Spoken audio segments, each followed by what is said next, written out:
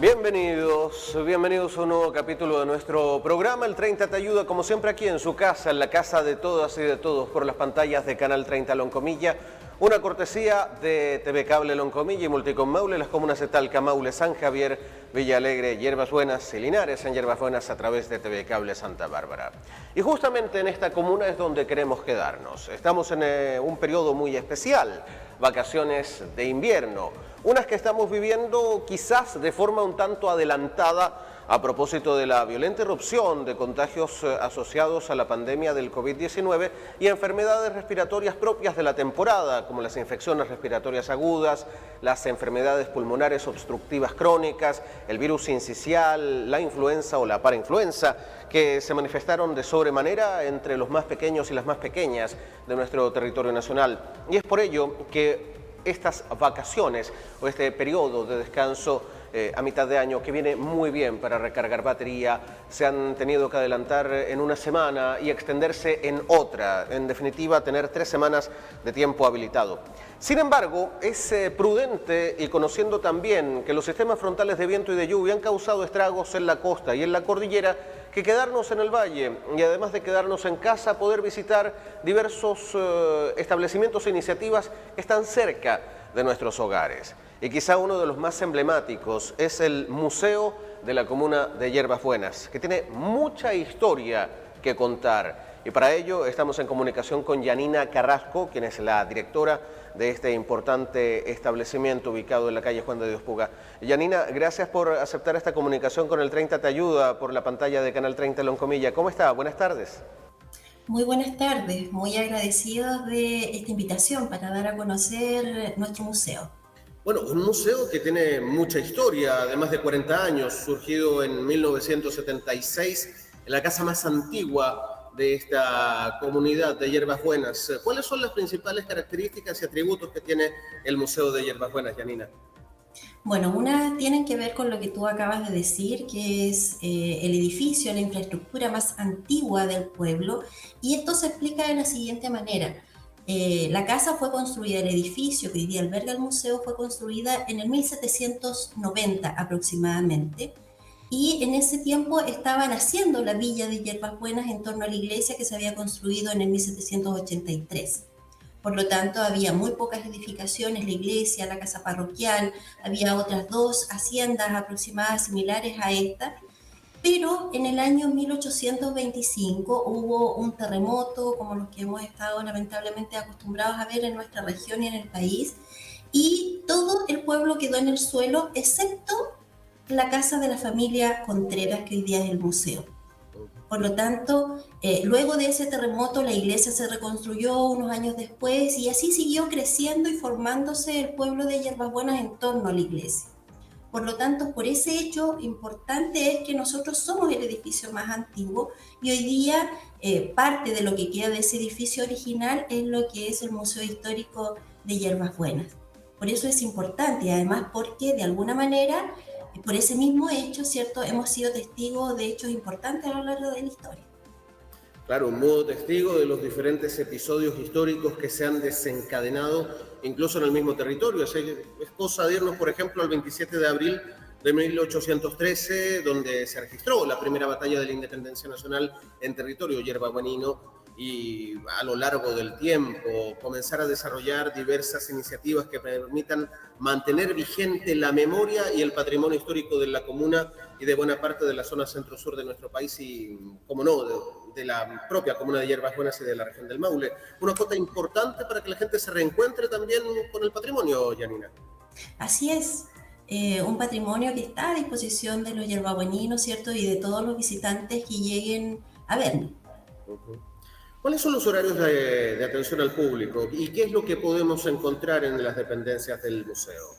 Mira, hoy día especialmente porque todavía estamos viviendo en esta nueva normalidad, ¿cierto? Y aparte de que nuestro equipo, el museo de funcionarios, la dotación de personal del museo ha disminuido en este periodo de pandemia, ¿cierto? Por distintas razones, profesionales que se jubilaron, ¿cierto? Administrativos que están cumpliendo funciones en otros lugares. No tenemos toda la dotación de personal como para cubrir los mismos horarios que teníamos permanentemente antes de la pandemia. Antes solamente el día lunes era el día que nosotros manteníamos cerrado, que era para toda la labor administrativa. Hoy día, ¿cierto? Tenemos un horario distinto, atendemos solamente 3 veces en la semana, el día martes y jueves, desde las 10 a las 12 y después en la tarde de 13 a 17:30 horas. Y el día sábado, el fin de semana, atendemos solamente en la tarde de las 14 a las 18 horas. Y esto porque de alguna manera tenemos que implementar todos aquellos aspectos que los protocolos de seguridad en torno al tema COVID, ¿cierto?, nos impone, que es la limpieza, la desinfección. Entonces, hemos tenido que parcelar nuestros horarios de atención. Perfecto. Para recordarle entonces a nuestros televidentes, martes y jueves de 10 a 12 y de 13 a 17:30 y los sábados de 14 a 18 horas. Así es. ¿Cuánto vale la entrada para ingresar al museo?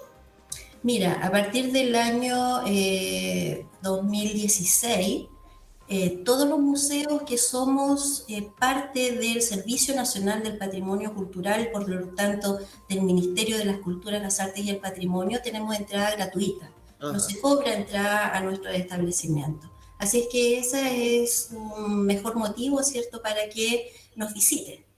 Sin duda, salvo que algún ciudadano o algún grupo de personas que quieran aportar algún donativo, no sé si en ese sentido lo podrán recibir para colaborar en la manutención propia del establecimiento. No, la verdad es que como funcionarios públicos no tenemos esa posibilidad. Ah, correcto.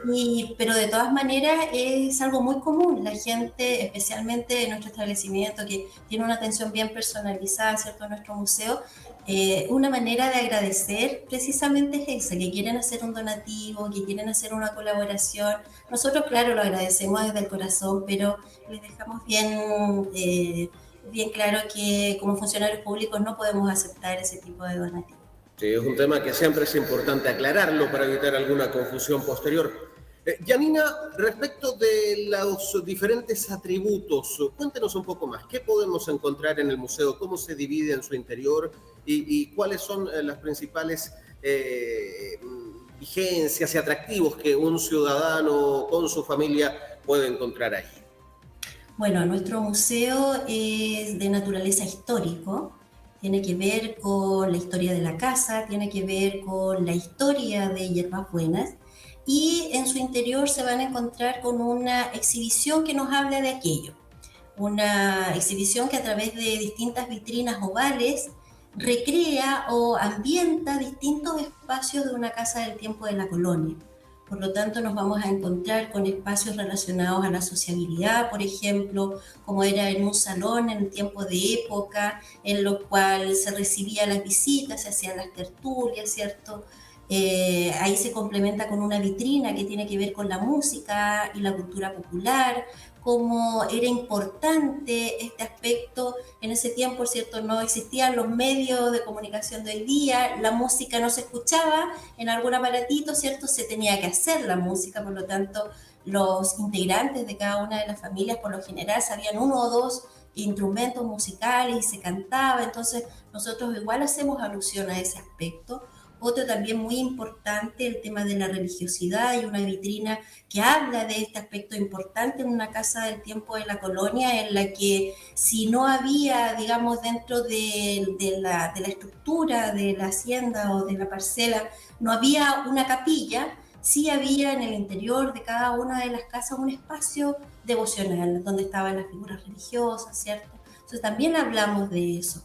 Y por otro lado, también nos acercamos a través de estas vitrinas y de esta ambientación a los espacios más íntimos de una casa. Hay una ambientación de un dormitorio de época, en la cual cada uno de los visitantes puede reconocer distintos elementos que se utilizaban en ese tiempo en una casa colonial. Hacemos alusión también al trabajo agrícola. Hay una vitrina que habla de las herramientas agrícolas de la época. Y así distintos elementos, muebles de época, imaginería religiosa, pinturas, instrumentos musicales, hay una colección de armas, distintos elementos que nos cuentan la historia de esta casa en el tiempo de la colonia. E incluso patrimonio más reciente, como el piano de la inigualable Margot Loyola, que entiendo también está bajo la potestad de este establecimiento. Así es.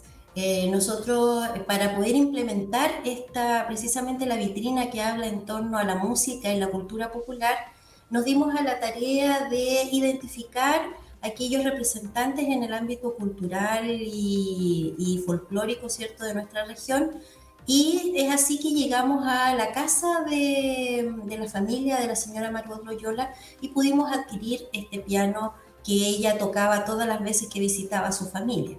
Tenemos también de otros importantes representantes del mundo cultural, como un arpa, ¿cierto?, de un folclorista que pertenecía que hizo clases en la Universidad de Talca en torno a la cultura, ¿cierto?, en torno al folclore, perdón. Y claro, también tenemos otro elemento muy importante de la señora Margot Loyola, que era un cuadro pintado por Violeta Parra. Ellas dos eran comadres, ¿cierto? Y en este ir y venir de sus presentaciones, Violeta Parra le regala un cuadro pintado sobre lona, con lápiz escrito, se lo regala a la señora Margot Loyola, y cuando ella de alguna manera quiere donar, porque ella era muy cercana a nuestro museo, tenía una relación muy cercana con la ex directora del museo, la señora María del Galvez, la señora Margot quería hacer una donación importante de su colección personal, ¿cierto? Y ella nos dona parte de su colección de instrumentos musicales y además este cuadro de Violeta Parra. Entonces, la figura, la presencia de la señora Margot está muy activa en nuestro museo. Qué bueno que se pudo rescatar parte del legado de Margot Loyola Palacios, considerando su gran trascendencia en la cultura chilena y particularmente en el folclore de la región del Maule. Además de estas importantes alternativas, ¿qué otros atributos artísticos y de valor histórico podemos encontrar en las dependencias del Museo, Yanina? Bueno, como te decía, hay distintos elementos que nos hablan de la historia de la casa. La historia, o sea, la casa ya en sí es un elemento importante de revisar. Y nosotros quiero hacerles la invitación para todos aquellos que no puedan venir física o presencialmente al museo. Nosotros tenemos un recorrido en 360, un recorrido virtual del museo, que está alojada en la página patrimoniovirtual.cl del Servicio Nacional del Patrimonio Cultural, y ahí también se van a poder encontrar con cada uno de los elementos que yo les he ido relatando y mencionando.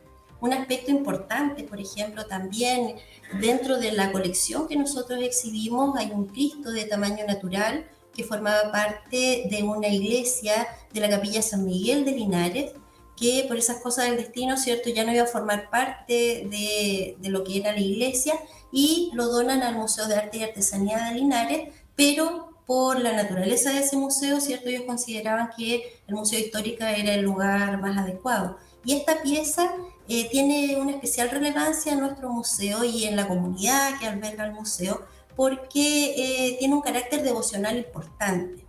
Cuando se inauguró el museo en el año 1976, ¿cierto?, este Cristo formaba parte siempre de alguna de las paredes del edificio, y la gente tenía la costumbre, la tradición, ¿cierto?, de venir a saludar y presentarse frente al Cristo permanentemente. Entonces hay un aspecto importante devocional ahí.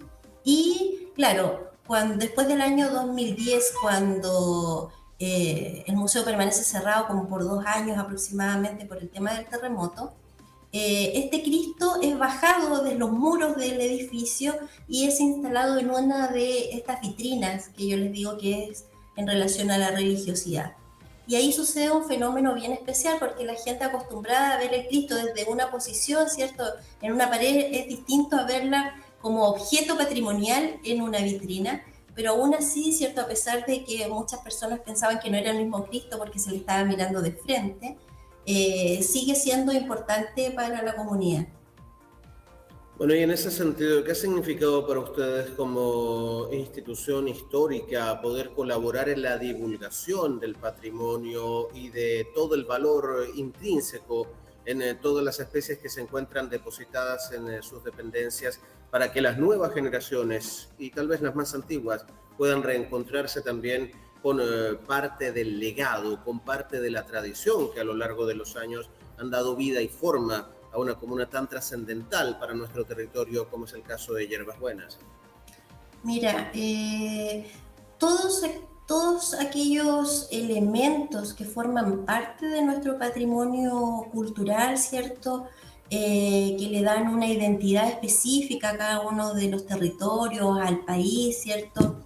Ya sea material e inmaterial, ya sean los edificios, sea las zonas típicas, sean las tradiciones, las costumbres, eso le da la identidad a un territorio, ¿cierto? La identidad social, política y cultural. Y todo ese patrimonio, todo ese legajo nos ha sido heredado, ¿ya? Nosotros tenemos la responsabilidad de, primero, conservarlo, de difundirlo, pero también reinterpretarlo, ¿ya? Porque el patrimonio es algo vivo, es algo, algunos aspectos que tuvieron alguna importancia relevante, ¿cierto?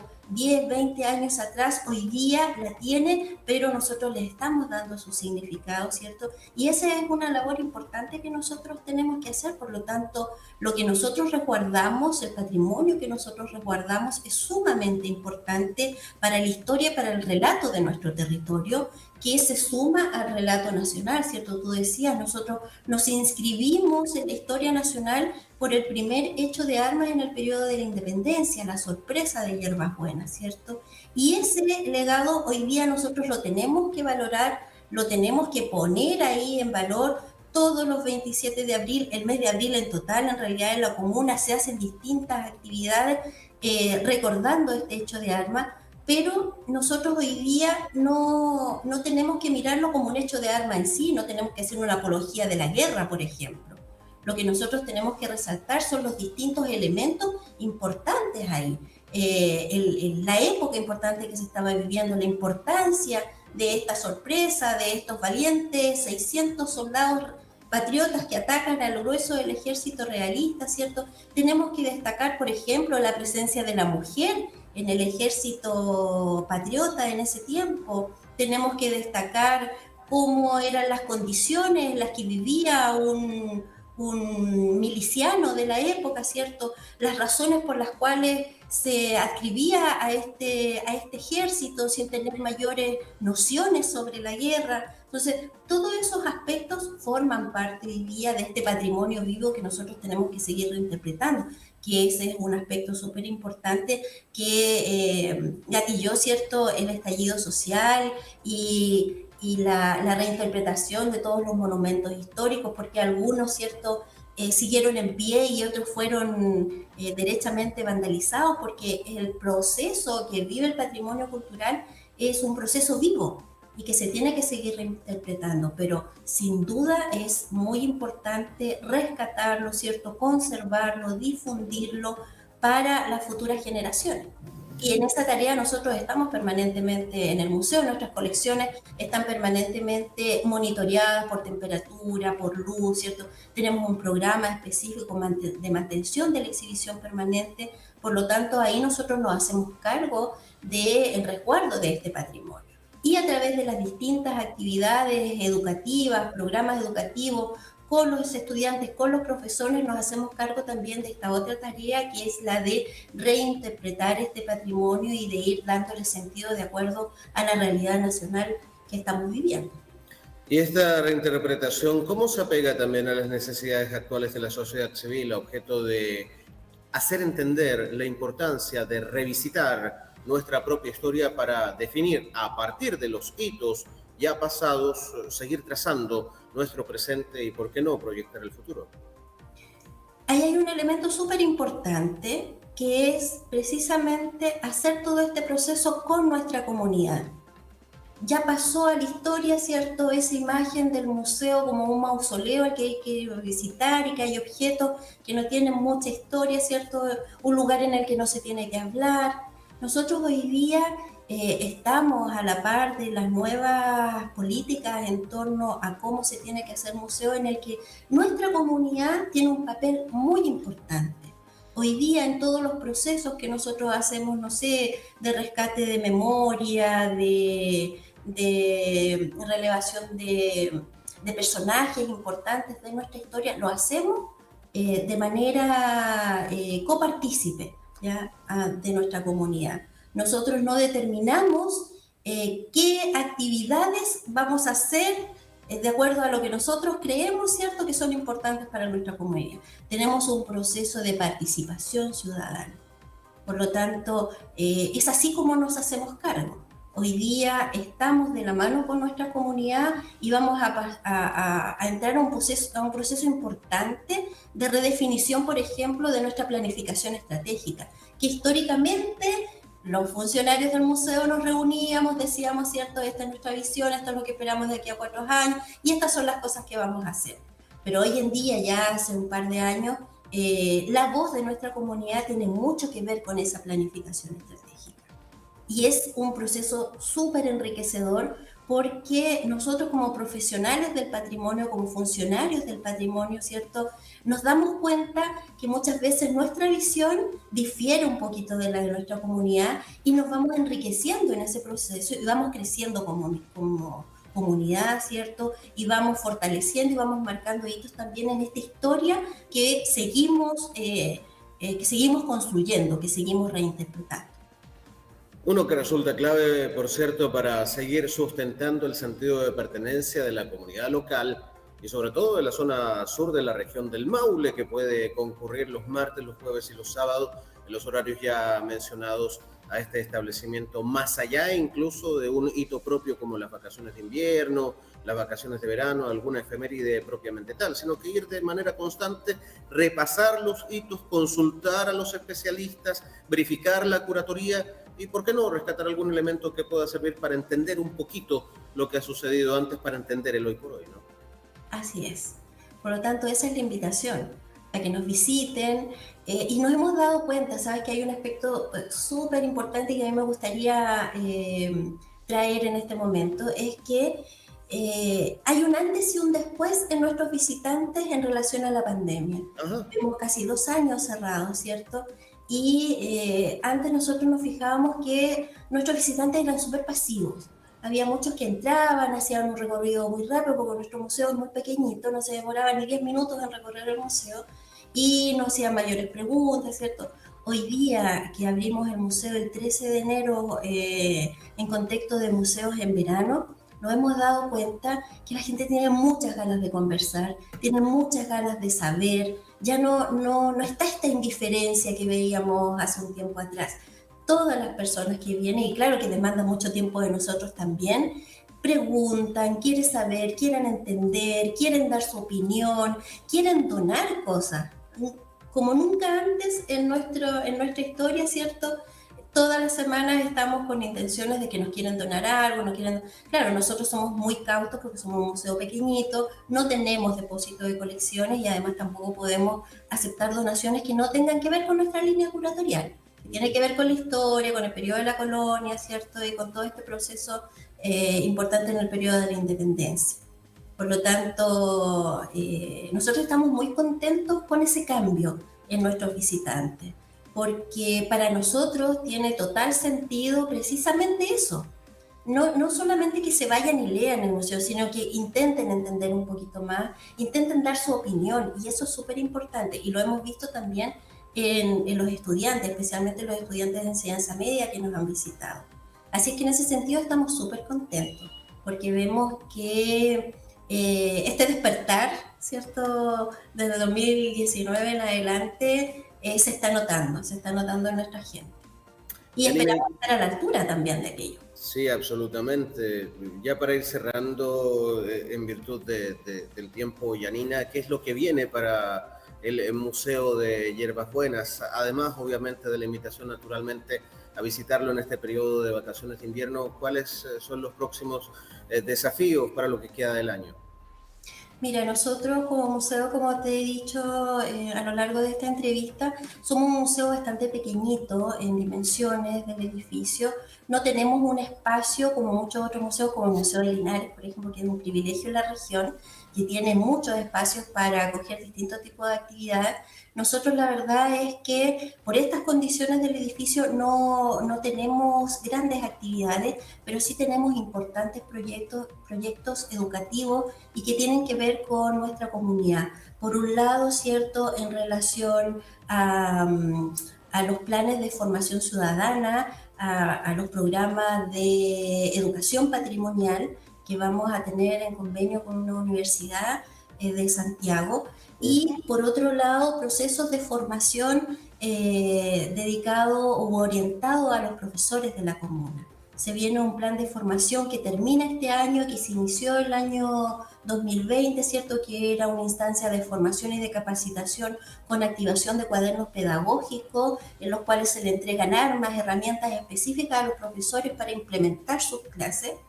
Eso originalmente era presencial, ¿cierto? Y la pandemia nos dijo que había que mutar a esta versión virtual de esos planes de formación, y así se han hecho el año 2020 y 2021. Este año finalizamos con este proceso de formación que está de la mano con el área de educación del Ministerio de las Culturas, las Artes y el Patrimonio, que vio en Yerbas Buenas, ¿cierto?, una instancia propicia para la formación de docentes y crear una comunidad educativa. Y este año se finaliza este mes de agosto con la participación de uno o dos profesores de cada uno de los establecimientos educacionales de nuestra comuna, y va a tener una patita presencial que va a ser la actividad de finalización, de encuentro, de evaluación de estos 3 años de formación, y esos dos aspectos nos tienen muy contentos. Además que estamos con un proceso comunal importante. Se está implementando el programa Red Cultura en nuestra comuna, que tiene que ver con la elaboración de una planificación estratégica participativa de un plan comunal de cultura. Por otro lado, nosotros como museo estamos acogiendo las distintas iniciativas de distintas agrupaciones. Se está constituyendo una mesa cultural participativa en la que se está alzando la voz. Nuestra comunidad está queriendo dar su parecer respecto a lo que quiere en cultura en nuestra comuna, ¿cierto? Y todos esos aspectos de alguna manera están todos dialogando, y sentimos que vienen pasos importantes tanto como museo como comuna en términos culturales. Así es que en ese sentido también estamos muy contentos, estamos muy abocados a esa tarea y a seguir trabajando y colaborando con el aspecto formal de educación, que es cada uno de los establecimientos educacionales de la comuna. La historia como un elemento articulador en el valor intrínseco y en el sentido de pertenencia de cada una de las localidades donde se encuentran estos establecimientos, y haciendo carne de forma muy patente un viejo adagio, que la historia es nuestra y la hacen los pueblos. Yanina, muchas gracias por su valioso tiempo con el 30 Te Ayuda por las pantallas de Canal 30 Loncomilla, y esperamos que mucha gente acuda los martes, los jueves y los sábados al Museo de Yerbas Buenas. Muy bien, muchas gracias, aquí los vamos a esperar. Muy gentil, linda tarde. Igualmente. Gracias. Yanina Carrasco, quien es la directora del Museo de la Comuna de Yerbas Buenas, que nos entregaba mayores antecedentes y atributos respecto de este valioso espacio cultural. Recordemos los horarios: de 10 de la mañana a 12 del día, de 1 de la tarde a 5 y media de la tarde, de 13 a 17:30, y los sábados de 14 a 18 horas. Sábado de 14 a 18 horas. Martes y jueves de 10 a 12, de 13 a 17:30, sábado de 14 a 18 horas, un espacio para honrar la historia y las características propias de un recinto que se yergue en la construcción más antigua que se mantiene en pie en este territorio, en Yerbas Buenas. Una alternativa completamente gratuita para disfrutar durante estas vacaciones de invierno 2022. El 30 Te Ayuda por las pantallas de Canal 30 Loncomilla. Recuerde que puede participar e interactuar con nosotros. 73-256-1630, 73-256-1630 o a través del WhatsApp, el más 569-6864-8989, más 569-6864-8989, para dar a conocer una serie de problemáticas, realizar denuncias y, por supuesto, exponer aquellos temas que para usted pueden ser noticia y son necesarios de divulgar, de visibilizar, de dar a conocer a través de nuestra pantalla. Volvemos enseguida hasta las 5 por las pantallas de Canal 30 Loncomilla.